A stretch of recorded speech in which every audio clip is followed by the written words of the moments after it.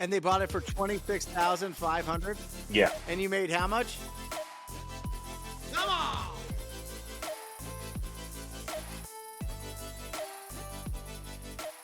Welcome back to the podcast. I'm your host, Brent Daniels, and I've got an exciting guest on today, Alon Daniels. Great last name, by the way. We joke that he is my long-lost son from Israel, but Alon is doing some incredible business all on his phone and computer while he's living in Colombia. He is doing deals across the United States, and he's never stepped foot in any of these deals. So I want to know how he's doing it so that you guys can take bits and parts of his business and implement it into your systems and your business so that you guys can go out there and find some incredible deals. So Alon, how are you, brother? I'm doing great. How are you, Brent? Or I should say son. There we go. No, Thanks I'm for just asking, joking, Dad. but really great to have you on here. And, we reconnected on a support call that you had popped in the Rhino tribe, and you were just catching us up to date with everything that was new and exciting with you. And you've been kind of a nomad. I mean, you've been bouncing around from city to city to city doing this business. So first off, was it as easy as you thought it was, or maybe is it harder than you thought it was to move from place to place to place and keep your business running? Um, that's a good question. So I'm gonna be honest, I never knew anything else. So I wasn't raised in the United States. I wasn't born. I'm not an American citizen. And from day one, I was doing this virtually. So that's all I knew. So if you ask me what's a seller appointment is like, I'm like, I don't know. I'm only familiar with the phone call. I'm like, well, it doesn't really matter where I take the phone call from, does it? Like, I can sit by the pool, I can be at my house, I can do it anywhere. So, honestly, never even thought about it. Yeah, but You there's got to just be changes, right? Changes to your schedule, changes to time zones, changes to, how fast is the internet connection, all of right. those things, right? That's got to affect you at least a little bit. Yeah, no, correct, 100%. And time zone was probably the biggest thing because I am from Israel originally, and I started in this business from there. So, um, what does that mean? That means that my um, job starts at 5 p.m. and it lasts until 3, 4 a.m. And that's just a different reality you have to get used to, right? And that was probably my biggest struggle back then when I was there. Um, but on top of that, yeah, no, I agree. You have to make sure you have, if you're at a hotel, you have to make sure you have good Wi-Fi. If you're working from a co-working space, if you're traveling, then now there's a few hours where you might not be able to make calls, might not be able to be available for other people you work with. So these things definitely, go into account when you make those, when you plan your day or plan your week, 100%. And usually what that means is that if I have to be off, then I'm gonna try to do it on a Sunday, for example.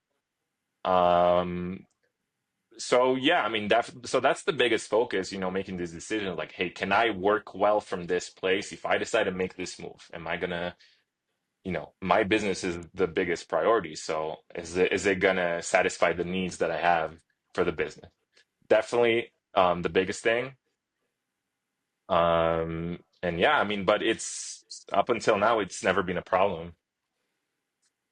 I love the real estate business for this exact reason. You're literally living like an entrepreneur's dream, right? Because you have the freedom to live wherever you want, and you have the freedom to go and find these great opportunities that are going to give you really good income to be able to do that. I mean, is this something that you planned out? Is this like a bucket list thing where you're like, I want to travel the world, but I also want to be a business owner? Because it usually is not, these usually aren't hand in glove. It's Right. usually, I got to stay really focused. I'm going to build my business. I'm going to build a foundation. Once I start pulling myself out of the business, out of the roles, out of the day-to-day operations, that's when I can go on vacations, and that's when I can go on these big trips, and that's where I can go and experience the world. But you're blending both of them together.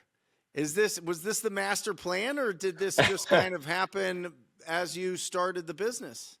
It was never that it's funny, but it was never the plan. It was more so I got to start a business. All right, let's do that.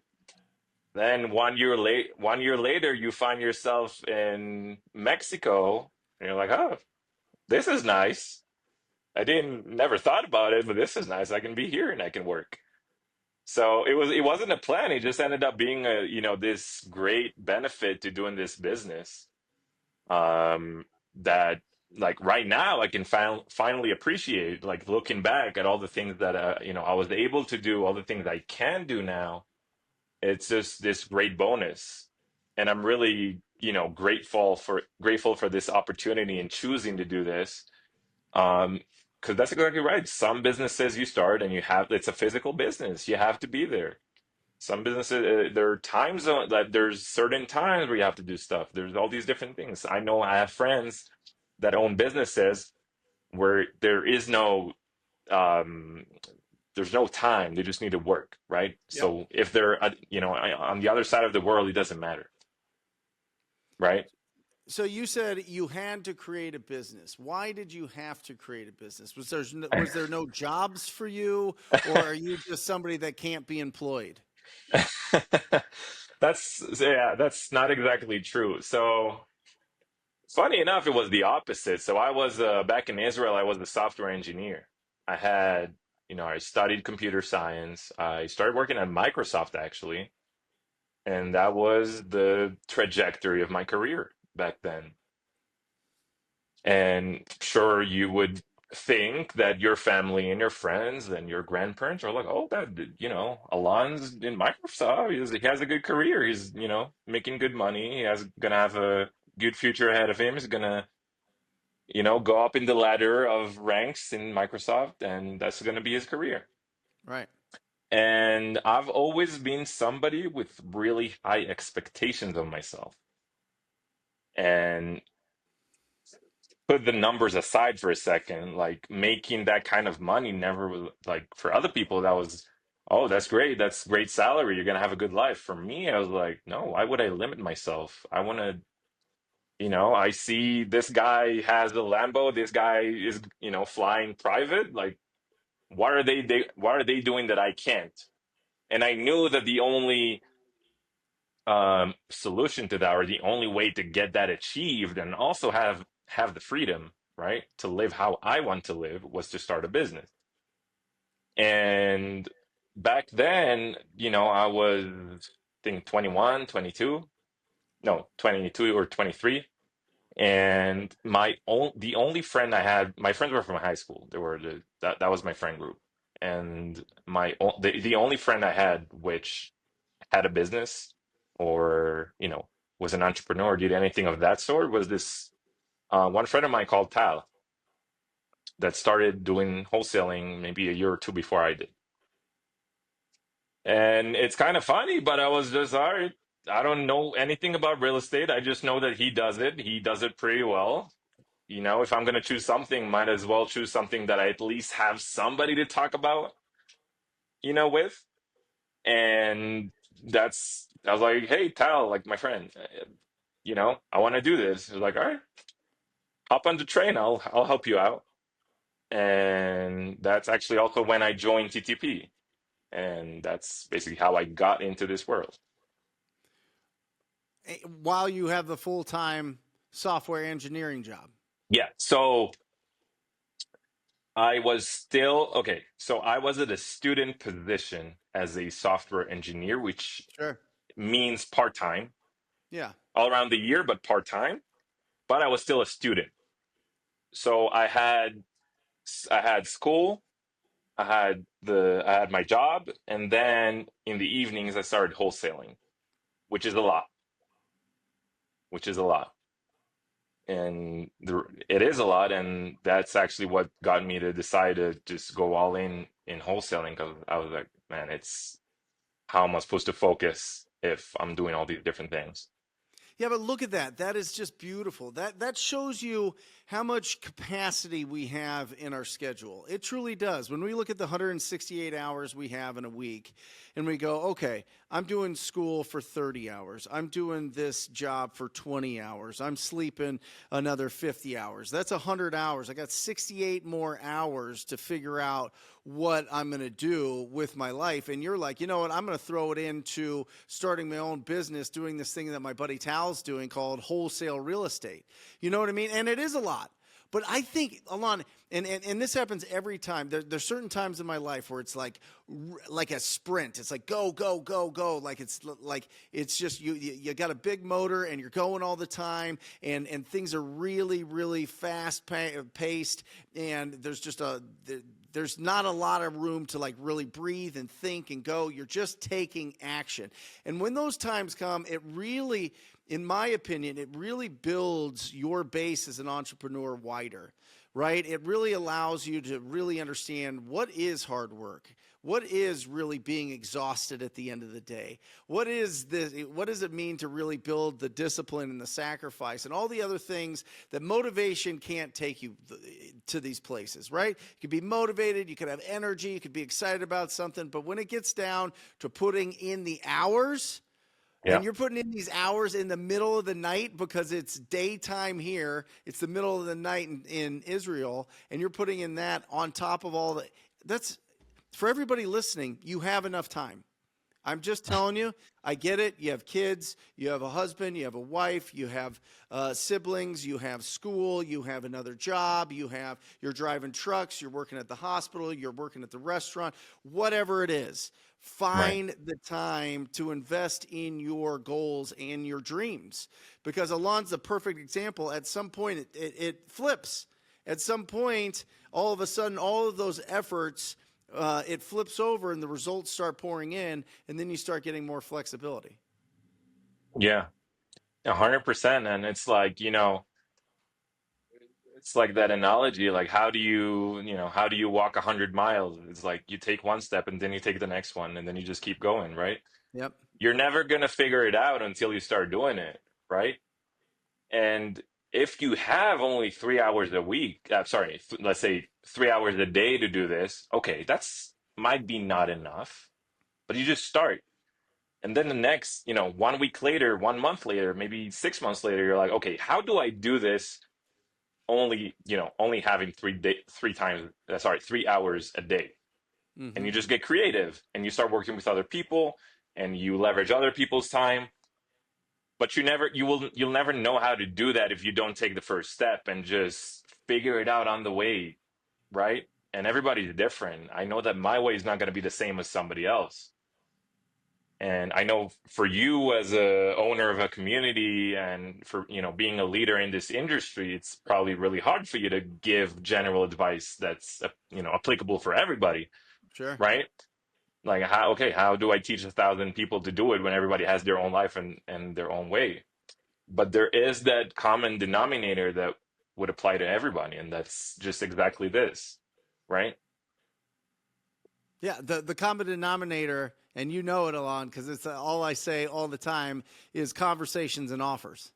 Having Right. enough quality conversations with property owners, or the people that represent property owners, and making enough offers. That's how you distill everything in this business into something that everybody can implement into their life and into their own business. If you talk to enough people about buying real estate, you will find unbelievable deals. And the deal of a lifetime comes around once a week. It absolutely does. You see it all the time, Alon. You see, and by the way, that's not my line. That's Dolph DeRoos. He taught me that in early 2000s, and he's just incredible. But it's the truth.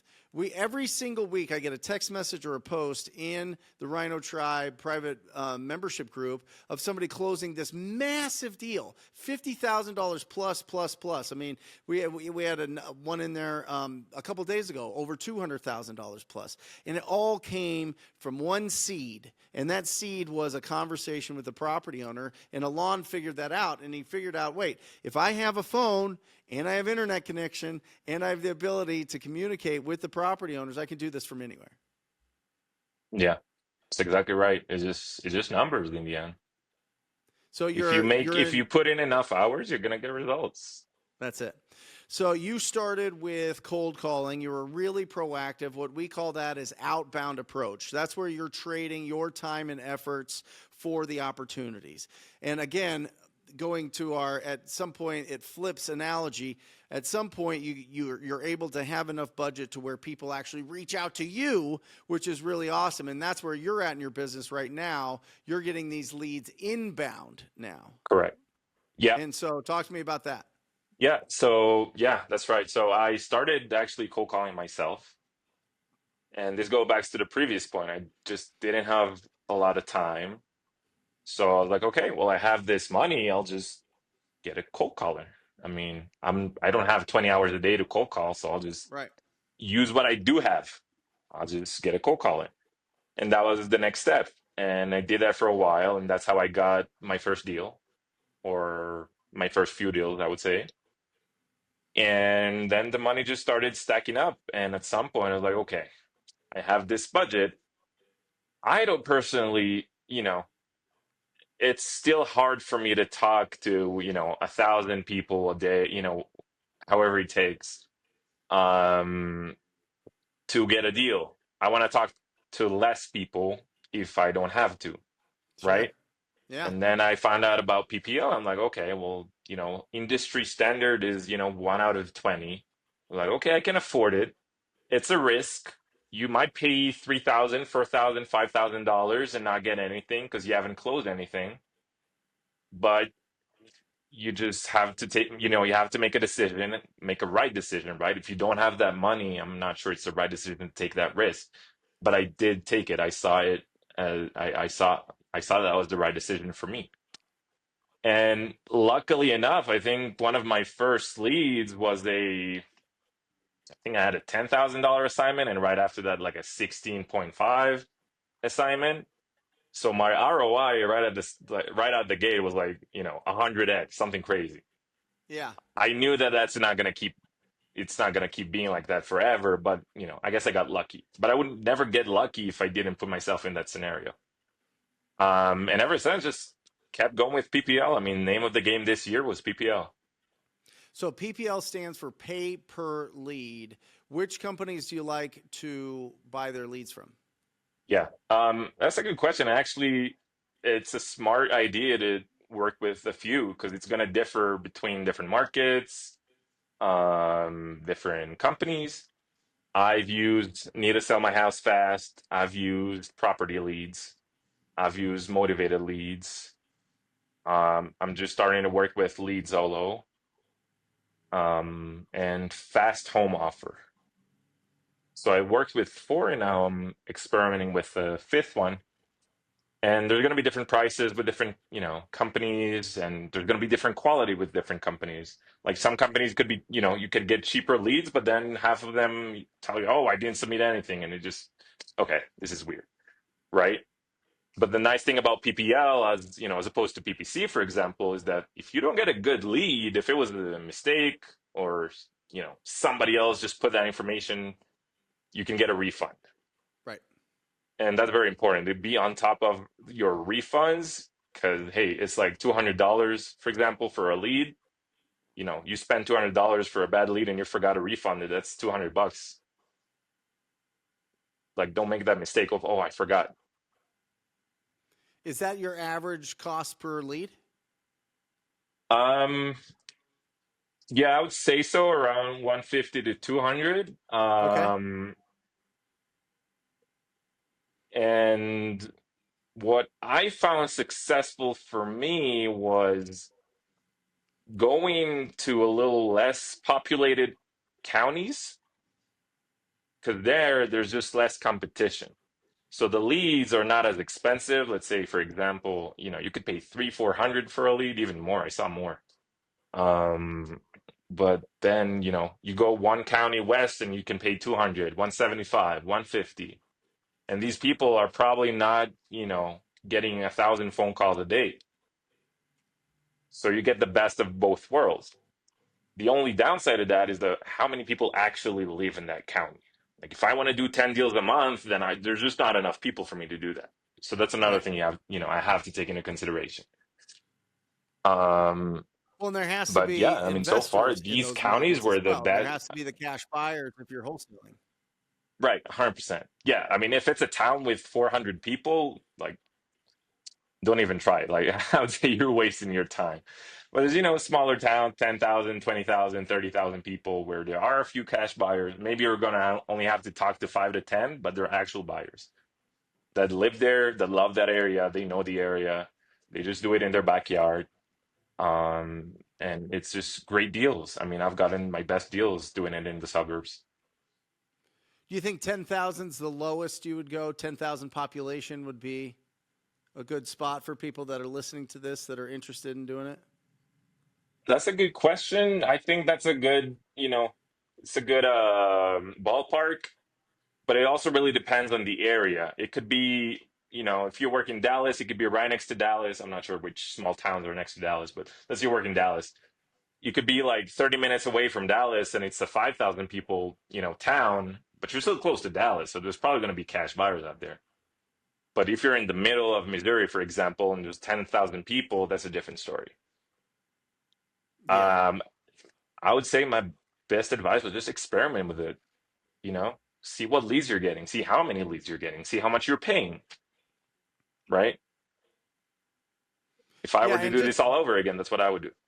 yeah, just to explain real quick to anybody that isn't familiar with need to sell my house fast or property leads or motivated leads or lead Zolo or fast home offer, what they specialize in is they build websites that are we buy houses websites, and they do really good with something called search engine optimization. So they're one of the first maybe half dozen links when people search certain keywords like sell my house without a realtor or sell my house fast or cash buyer for my house or whatever. And that pops up in the Google search, and they pay for that. They'll pay Google to be in those positions as well. When they fill out that form, you actually get that lead as the lead buyer. So when they fill out a form on a website, it actually goes to you, not to these companies, and that's what they charge you for. And if it's a bad lead or it's missing information, a lot of times they give you a credit back to stay on their platform, but you can get that money recycled if it's just bad information, which is really, really, really strong. And I think it's a great approach. The downside that you run into with paper lead is somebody can come and outbid you in those markets with a bigger budget, and then that specific provider is closed off to you because somebody else is outbidding you. And so there is a little bit of risk involved there. And I hear a lot of people, Alon, that are like, oh, yeah, I just get my deals from direct mail, or oh, yeah, I just get my deals from TV or radio, when they're actually doing PPL. They just don't want to tell people because they think that it's going to get bid up higher and they're going to be out of their budget. So it's kind of hush hush on in a lot of markets, which is interesting, but it is really effective. And one of the things that I love about pay per lead is, especially with people that have really tight, congested schedules, you can turn on and off the times that you want the leads. Which, if you're able to take leads from 7 p.m. to 10 p.m., a lot of the times they're cheaper because other people aren't bidding in those times because they can't take those leads in and get to them quick enough for them to make sense. And that's really the important thing with inbound leads, is you have to respond to them within 30 seconds, or the likelihood of you getting a hold of them is very, very, very low. So you have to be on top of it. You have to have all of your schedule cleared so that as soon as you get that text message or email message notification, you can click on it and start talking to that property owner as quick as possible. So make sure that you have all that set up before you start turning that on, or you're just going to throw your money away. Alon, let's break down a deal. Let's break down an exciting deal. I want to ring the victory bell here for you. So, break down a deal. Any deal that you want from this year that you thought was interesting and exciting. Yeah, let's do it. This was actually an interesting story. So this deal will actually close this year, but it was signed on December 31st of 2023. Okay. So it was a Sunday night, New Year's Eve, 6 or 7 p.m. I'm at a hotel in Cancun. Okay. Lead comes in. Lita is in a town called DeSoto, Missouri. It's next to St. Louis. Yep. Um, Call her right away. Keep in mind, I'm in a hotel room. I'm in my bed with my laptop. I'm in my bed making the call. Talking to this lady, super motivated. She had this house. She hasn't seen it in 15, 18 years. She had renters in there that was, I think, if I remember right, they were maybe related to family. There was a situation there. Renters stopped paying. Keep in mind, they were paying like $300 a month. It was one of these houses where it's just a rental that didn't make sense. It was just somebody that got stuck with a house. Sure. Exactly that. Renters stopped paying. Really sweet lady. She just wanted to get rid of it. Um, it was a three-story house, and it was crumbling down. The house was tilting to the side. What It, city? it's called DeSoto, Missouri. It's Got it. next to St. Louis. Yeah, like an hour away, maybe 40 minutes. Um, so we talk, and she just wants to be done. She doesn't even have an asking price. ARV was like 300,000. She just doesn't have an asking price. I I don't think I realized, but she may have just like if I asked, you may have just given me that house for free. I don't know. So I made her an offer. She didn't even say yes. She was just thank you. She just said thank you. Thank you for being willing to give me money for this house. Like she was that grateful and that motivated to sell that house. Then contract gets signed. The problem was that had to be sight unseen because she had renters in there that she said were violent. She said if you get anywhere close to that house, they're gonna come at you and like you don't even want to imagine. So I was like, okay, well, I'm gonna sell this house, sight unseen. So I was actually able to send an inspector out there. And I was like, okay, I can get him there I can get him in there one time.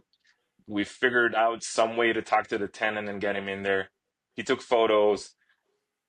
It's probably like the worst condition of a house I've ever seen. It's just huge house, but just it's just really terrible way to live. Um, he got photos, and I started looking for buyers. And my offer to her was 47,000. And come to find out that just doesn't work. The house is in such terrible condition. We thought we might have to tear it down and put a new one on there. It was that terrible. Got some feedback and got her down to like I had to give her another call with the bad news. Hey, I know I promised you 47,000, but the house is just in that terrible of a condition. We have to be at 10,000, and she was okay with that. And I found a cash buyer it was actually a JV work with somebody else, but I ended up selling for 26.5. That buyer actually they took on themselves well, they were going to do it anyways, but they talked to the tenants prior to closing and they actually helped them find a new place. And it turned out that, sometimes it's a lack of communication. The owner thought that it's just, there's no way to communicate with them, but that end buyer ended up being in good terms with them and just helping them out. They paid them for their first month of rent in their new place. So yeah, we closed on it. It was a stressful deal, I'm not gonna lie. But the payday was worth it, and that lady was so appreciative. And I just saw this was in January. I just saw this house go on the market for 300,000 like a week, maybe 3 weeks ago, and it looks beautiful. So the neighborhood is And they bought it for appreciative. 26,500. Yeah, And you made how much? $16,500. Come on. Ring it. I love it. I love it. Yeah, that's incredible. The house is worth 300,000. You got it for 10,000. That's how rough of condition this property was. And even Yeah, when you put it in front of all the buyers, they didn't want it over 50,000. They were like, "Listen, I'm going to have to put 200,000 into this or yeah, more." I mean, it's a big risk that you take, especially when you buy a property and you start, you know, peeling up the floorboards and looking into the walls and the roof and the ceiling and everything, and finding out, there's going to be more, capital that needs to be spent here, more investment that needs to go into this property to be able to flip it, to be able to sell it and get your money out of it. And that's Yep. a big risk. So people want to make sure that the reward matches that risk. That's for sure. And it sounds like they certainly did. Do you know if it's sold yet? I don't think so. I don't think so. But I talked to the buyer. It's taken longer and they paid more than they thought they would, which is typical for flippers. But I remember, Brent, I remember posting this deal on Facebook. I was like, who is brave enough to take on a deal? These were the words. Who is brave enough to buy a huge project in DeSoto? And honestly, a lot of buyers skipped it, but it only takes one. Only takes one to pull the trigger.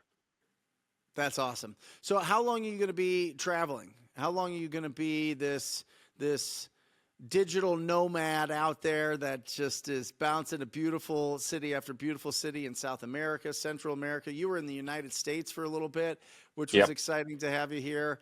And are you going to continue to do this for a while? Is this your Yeah. lifestyle for a So while? yeah, well, my mom asks me this question every day because she's back in Israel and she she wants to see her She son. misses you. Yeah. Right now I enjoy my life. Okay. So I don't know how long I'm gonna keep doing it, but I know what my end goal is. My end goal is to be able to be so successful that travel is not gonna be a problem. Yep. Put it that way. If I want to take a plane to Israel to see my family, then I don't care how much it costs. And it's not going to be, it's going to be business or something. That's my goal. That's my solution to this problem. How do I keep doing what I love, but I, stay connected to my family, to my friends? I love them very much. I don't love the fact that I can't see them too often, right? It's a 20-hour, connection flights. It's really far. It's really far. So on the day to day, I really enjoy it being here. I'm young. I'm independent.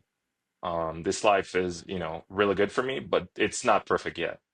So I don't know. I mean, in the future, I might go back to Israel. My future might always be in the real estate. It might be okay. Well, I built this business, I systemized it. I'm not really, you know, I'm kind of out of the picture. I still have this business, but okay, I'm going to do something different now. Now that I know how business works, now that I know how to build a business now, and I have the foundation. So I see this as business school, Brent. I could go to Harvard for 4 years, leave my family, or I could go to TTP University with That's right. Professor Brent Daniels and just do That's that, right. but actually walk away with a little more useful skills, in my opinion, for at least for people with our aspirations. Well, I'll tell you what, over the years, I mean, just seeing your growth has been absolutely incredible. You started and you were asking a lot of questions and a lot of questions, really figuring it out. And then once you found your confidence in it, you've been off and running, and it's exciting to see you as you grow, and you certainly will. You're going to get to the point where you're going to replace yourself in the day to day, and then you're going to be off on some new adventure. But thank you for being on here. Thank you for sharing your story. Give some advice to anybody that's just starting to get or working to get their first deal. What advice would you give them? Okay. Great question. So I have two pieces of advice. The first one would be, again, I'm going to repeat it. The, how do you walk 100 miles? You just take one step and then you take the next one and you keep going. That would be my first advice. My second advice would be, don't figure it out on yourself, like on yourself. Use other people's knowledge, use Yep. other people's leads. Find somebody that has what you don't have, but doesn't have what you have, right? Leverage. It's the name of the game, leverage. If you don't like doing something, find somebody else that can do it for you, right? There's people with leads that don't have time to call. There's people without leads that have all the time in the world to call, and they could be cold calling, or they could be talking to actual leads that are ready to go. Use somebody who's one or two steps ahead of you to help you take the elevator instead of taking the stairs. That would be my advice. And Doing it that way gets you maybe smaller wins, but faster wins. And sometimes all you need is some proof of concept to keep going and knowing that this is real.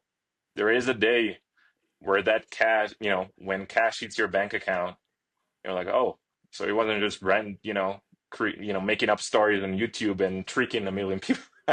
It's actually real, and it's just talking to people, not even, not necessarily walking the house. You just make money just talking to people. It's an amazing business. It really is.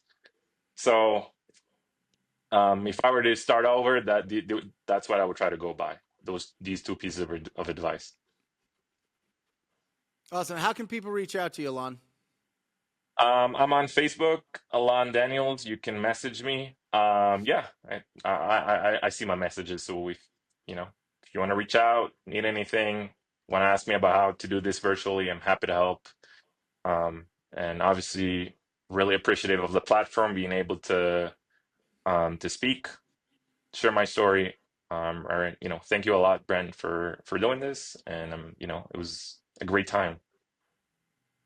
Thanks for being on here. Incredible story. Guys, you can do this business. Anybody can do this business. If I can do this business, anybody can do this business.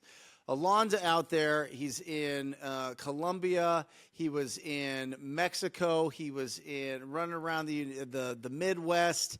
He was doing this from Israel. You can do this anywhere if you talk to people. That's why they call me Mr. TTP. I wore this TTP shirt, if you're watching this on YouTube, for years and years and years, just to hammer it into everybody's mind that you don't have to overthink this, with massive imperfect action and going out there with the servant's heart to really find property owners that are having personal problems with their property and matching them up with investors out there that are going to do an incredible job bringing investment into those streets, into those communities, into those homes. It is wonderfully rewarding, and you can get started right away. I mean, you truly can. If you remove all the barriers, you don't have to know everything about how much it costs to fix up a house. You don't have to know what does it sell for once it's all fixed up. If you just have conversations with people, find people that want to sell their house, people will help you out. That's why I want to invite you to go to wholesalinginc.com. Check out what the Rhino Tribe is all about. We are, without a doubt, the most successful wholesalers in the world. Go through the Rhino Tribe, just like Alon did, and so many other incredible real estate entrepreneurs. And for some people, it's just a stepping stone. For some people, it's just a stepping stone to find deals, and then they start flipping or they start adding to their rental portfolio. Some people build multi-million-dollar businesses just wholesaling and assigning all their deals. And some people are just coming into this so that they can get their first deal and just get proof of concept and then decide what they want to do. But it's open to all, and we have the most incredible community. Go to wholesalinginc.com today.